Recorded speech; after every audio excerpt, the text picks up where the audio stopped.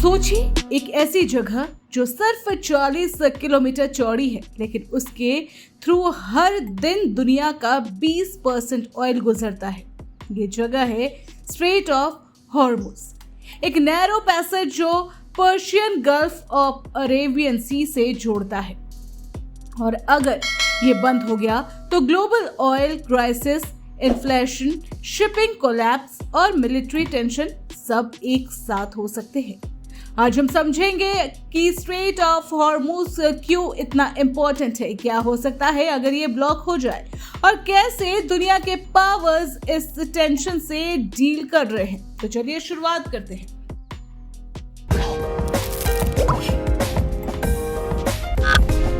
Straight of Hormuz एक strategic lifeline. Straight of Hormuz एक narrow choke point है जो ईरान और ओमान के बीच है। ये दुनिया के सबसे इंपॉर्टेंट मैरीटाइम ऑयल रूट में से एक है। हर दिन यहाँ से लगभग 17 से 18 माइल बैरल्स ऑयल गुजरता है, जो दुनिया के टोटल ऑयल ट्रेड का 20% है। Saudi Arabia, UAE, Kuwait, Iraq, कतार जैसे मेजर ऑयल एक्सपोर्टर्स अपना क्रूड यहीं से भेजते हैं। अगर ये स्ट्रेट ब्लॉक हो गया तो एनर्जी प्राइसेस ग्लोबल लेवल पर स्काई रॉकेट कर सकता है, क्योंकि अल्टरनेटिव रूट एग्जिस्ट नहीं करते या बहुत कॉस्टली होते हैं। क्यों बंद हो सकता है ये रूट?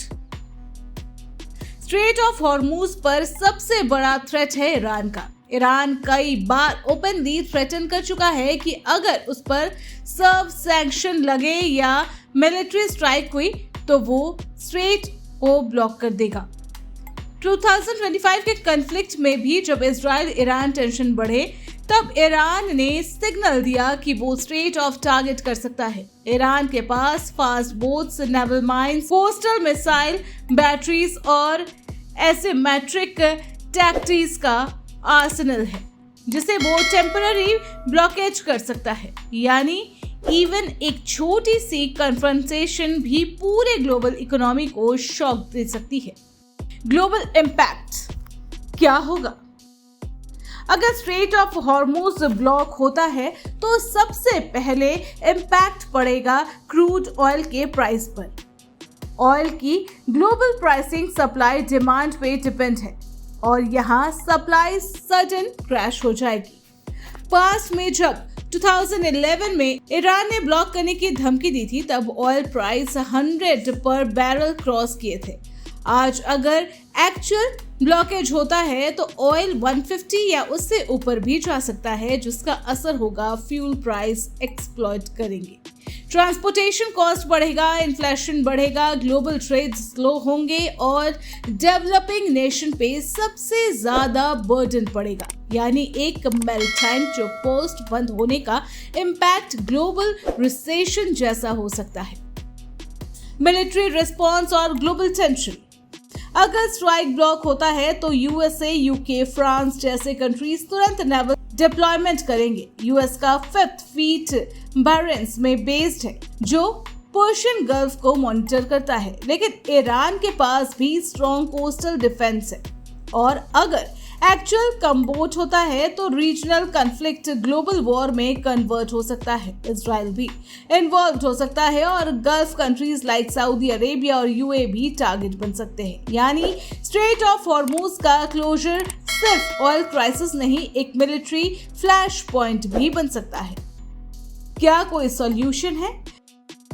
पिछले कुछ सालों में गल्फ कंट्रीज ने अल्टरनेटिव पाइपलाइन बनाई है, जैसे यूएई का हबशैन फुजैरा पाइपलाइन और सऊदी अरेबिया का ईस्ट वेस्ट पाइपलाइन। लेकिन ये सिर्फ लिमिटेड ऑयल ट्रांसफर कर सकता है। टोटल गल्फ ऑयल एक्सपोर्ट का barely 30 to 40%। दुनिया अब भी लार्जली हॉर्मुज पर डिपेंडेंट है, इसलिए ग्लोबल डिप्लोमेसी का फोकस होता है कि टेंशन एस्केलेट ना हो।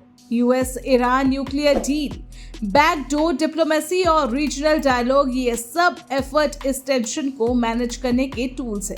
लेकिन जब तक जियोपॉलिटिकल अनस्टेबल है, स्ट्रेट ऑफ हॉर्मुज एक एक्सप्लोसिव चोक पॉइंट बना रहेगा। दुनिया की इकोनॉमी एक नैरो स्ट्रेट के ऊपर टिकी हुई है, जो कब बंद हो जाए कोई गारंटी नहीं। स्ट्रेट ऑफ हॉर्मुज सिर्फ जियोग्राफी नहीं, एक ग्लोबल रिस्क फैक्टर है। आपको क्या लगता है, क्या दुनिया फ्यूचर में ऑयल डिपेंडेंसी कम कर पाएगी, या ऐसे चोक पॉइंट्स ग्लोबल पॉलिटिक्स के लिए टाइम बॉम्ब बने रहेंगे? कमेंट पे अपने थॉट्स जरूर शेयर करें, और अगर आपको ऐसे जियोपॉलिटिकल कंटेंट पसंद है तो वीडियो को लाइक, शेयर और चैनल को सब्सक्राइब करना न भूलें। Thanks for watching.